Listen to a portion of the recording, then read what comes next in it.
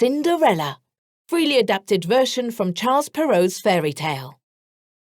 Many, many years ago, a very rich man named Abelardo lived in a country which no longer exists today.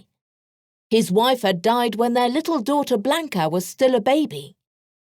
Time went by, and Abelardo married a beautiful woman who had two younger daughters the same age as Blanca.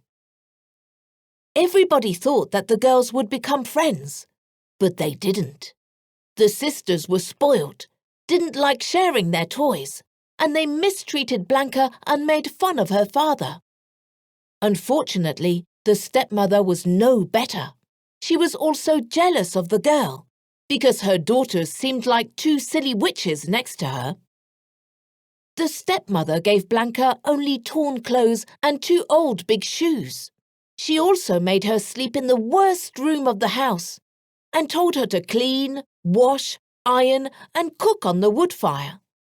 As the girl always got dirty with the ashes, the stepsisters started calling her Cinderella. One day, a letter arrived from the palace. The king's son was inviting all the young girls from the kingdom to a party. "Oh no," said the stepmother. "Cinderella won't go.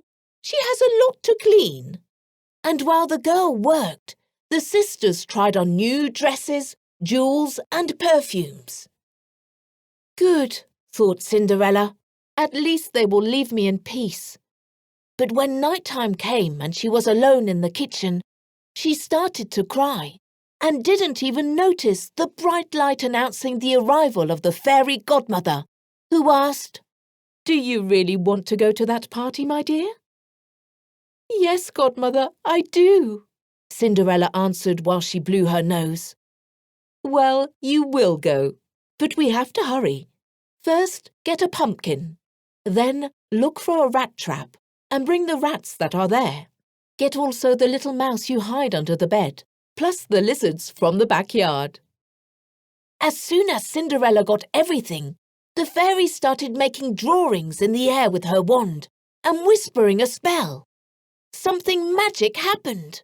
The pumpkin turned into a coach, the little mouse a coachman with a big moustache. The rats became horses, and the lizards well-dressed helpers. "And now, look at yourself in the mirror," the fairy godmother asked her. Cinderella didn't even know what to say. She looked like a princess, wearing a wonderful party dress and delicate glass slippers. "Come back before midnight," the fairy warned her, "because this is when the magic ends, and you'll become Cinderella again." The magnificent coach which took Cinderella to the palace surprised the guards. And the young girl's beauty and charm won the prince's heart, and he didn't leave her side for a second. Meanwhile, the sisters and the other girls from the kingdom were green with envy, wondering who such a silly princess was.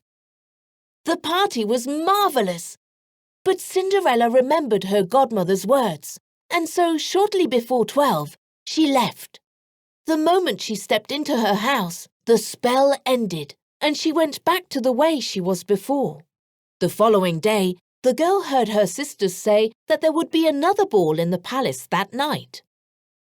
"I'm going too," Cinderella thought, "and my godmother will help me." And so it was. Once again, the fairy used her magic.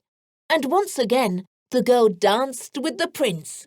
She was so happy that she didn't even notice what time it was. That was when the clock warned her that it was already midnight. Cinderella had to go away running. She was so scared that she tripped on the stairs and lost a slipper. The prince, who was looking for her, ended up finding the glass slipper on one of the steps. "It will help me find her," he thought.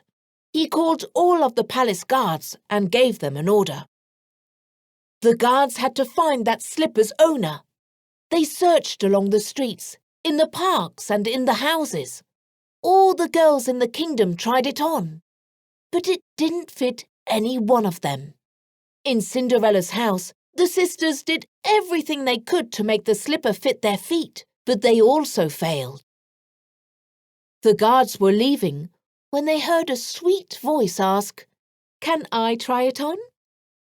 It was Cinderella, who, of course, the slipper fit perfectly.